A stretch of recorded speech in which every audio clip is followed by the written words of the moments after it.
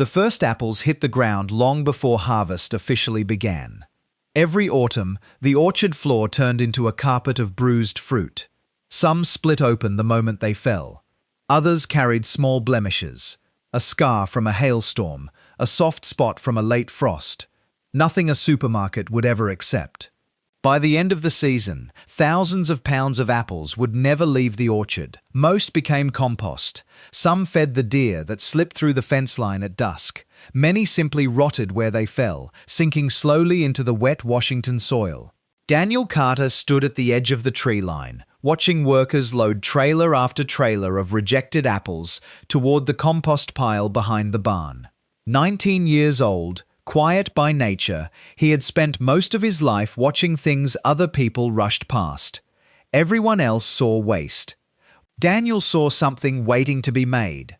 Why would someone want fruit nobody else could sell? The town sat low in a valley between two ridgelines, the kind of place where fog settled into the orchards every morning and didn't lift until the sun cleared the mountains. Daniel had grown up here, in a house 2 miles from Samuel Reed's orchard, one of the oldest in the county, its trees planted by Samuel's grandfather 2 generations back. Wholesale apple prices had been falling for years. Grocery chains demanded fruit that looked perfect, unblemished skin, uniform size, no bruising, and rejected anything that didn't. Labor was harder to find every season. Disposal costs climbed. Samuel had said more than once, standing in his kitchen with a cup of black coffee going cold in his hand, that farming apples was starting to feel like farming problems. Daniel carried a weathered brown leather notebook everywhere he went. Its pages were filled with things most 19-year-olds never thought to write down. Sugar readings from a refractometer he'd bought second-hand. Harvest dates for 6 different apple varieties. Notes on which orchards had the wettest soil, which had the most morning shade. He didn't know yet what all of it was for. He only knew that patterns mattered, and patterns only revealed themselves to people patient enough to record them. One September afternoon, he asked Samuel the question that had been sitting in his chest for weeks. What happens to all these? Samuel gestured toward the cold pile without much thought. Most of them aren't worth hauling anywhere. Bruised, split, undersized, we compost what we can. Could I take some? Samuel studied him for a moment, then shrugged. Figured you'd want them for hog feed. Take as much as you want. Saves me a trip to the dump. He was wrong, but Daniel didn't correct him. Not yet. The first fermentation jar exploded 4 days later. Daniel had read that wild yeast on apple skins could start fermentation on its own, so he'd mashed a bucket of rejected apples, strained the juice into a sealed glass jar, and left it in his garage overnight. By morning, the pressure had blown the lid clean across the room, splattering cider up the wall and across a stack of old paint cans. He wrote it down anyway. Sealed jar. Too much pressure. Needs an airlock, not a lid. The notebook didn't care that it hadn't worked. It only cared that something had been learned. It was Margaret Ellis who caught him buying mason jar airlocks at the hardware store the following week. 71 years old. A retired food scientist who'd spent her career researching traditional fruit fermentation before retiring to a quiet farmhouse surrounded by heirloom apple trees. Margaret had a way of noticing curious people the way other people noticed weather changes. Making cider? She asked. Trying to make vinegar, Daniel said. Cider's just what happens on the way there. Margaret almost smiled. And what happens after the cider? I don't know yet. Good, she said. That's the right answer. She invited him to her farmhouse the following Saturday. She never gave him a straight lesson. Instead, she asked him questions. What does yeast eat? What happens to sugar when it runs out? What turns alcohol into acid? And let him arrive at the answers himself, one wrong guess at a time. He learned about the mother culture, the living film of bacteria that transforms alcohol into acetic acid. He learned that vinegar wasn't cider going wrong. It was cider finishing what it started. What would it take to turn a rejected apple into something people would pay for? The failures kept coming. and each one taught him something the last one hadn't. A batch went cloudy with mold because he'd left too much pulp in the mash. Another turned harsh and biting because he'd rushed the acetic fermentation, pulling it too early. A barrel he'd bought used from a neighbor leaked through a hairline crack he hadn't noticed, and he lost 11 gallons overnight onto his garage floor. His handwritten labels peeled off in the humidity of his storage shed. Leaving unmarked bottles he had to taste test one by one to identify. At the farmer's market, where his friend Lucas Turner ran the weekend stalls, people were polite but unconvinced.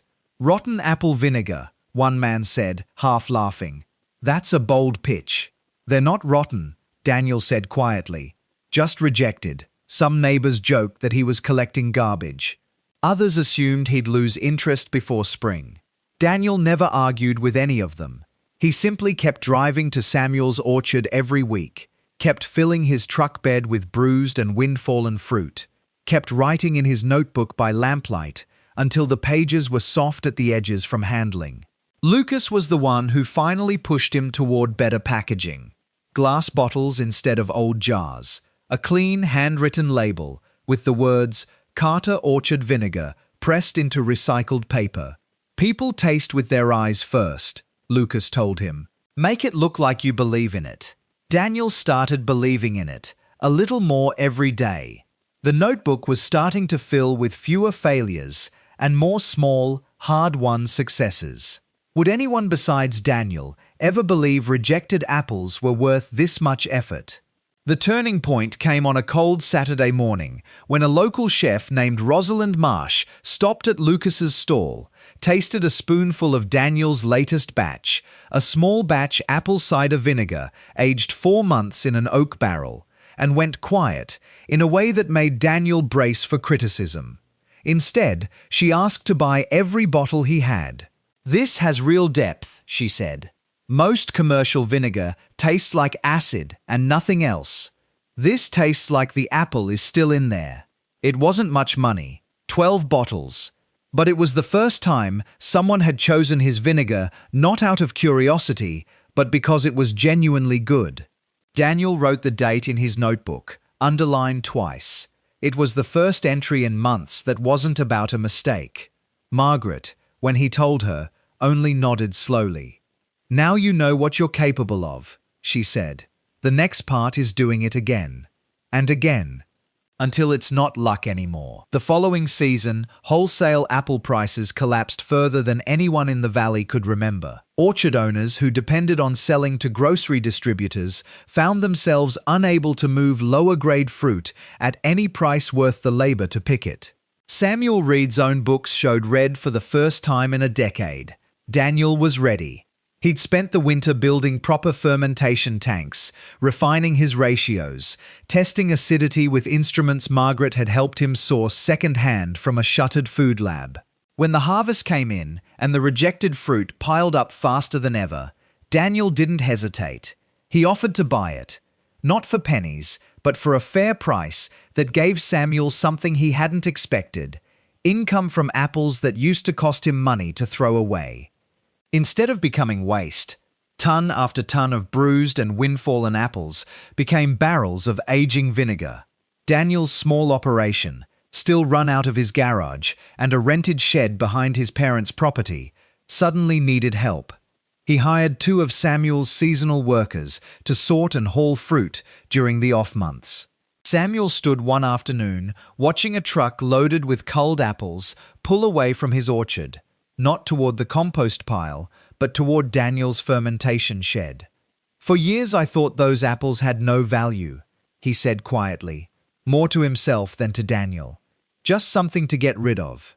He didn't say much else. He didn't need to. Word spread slowly, the way it does in small farming towns. Not through advertising, but through people tasting something good and telling their neighbors. More orchard owners in the valley began setting aside their culled fruit for Daniel instead of hauling it to disposal sites. Local chefs began featuring Carter Orchard Vinegar on their menus. The farmers' market stall that once drew polite skepticism now sold out most Saturdays before noon.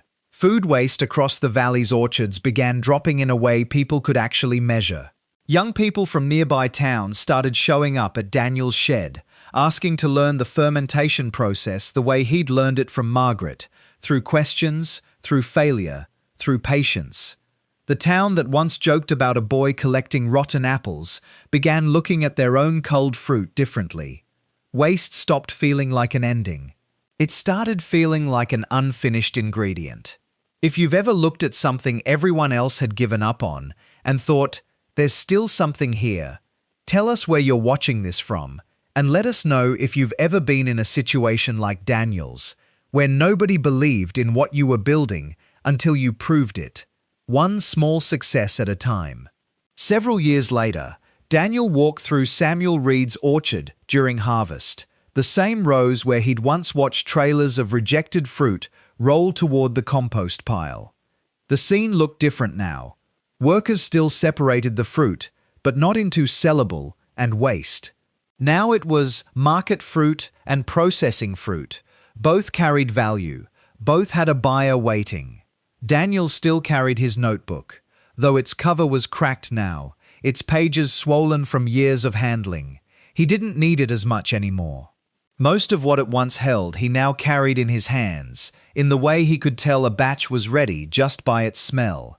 The apples had never truly been worthless, only overlooked. Sometimes the greatest harvest isn't found hanging from the tree. Sometimes it's waiting quietly on the ground, for someone willing to see possibility where everyone else sees waste. If this story moved you, subscribe to the Farmland Files for more true-to-life stories of quiet people building something real out of what everyone else threw away.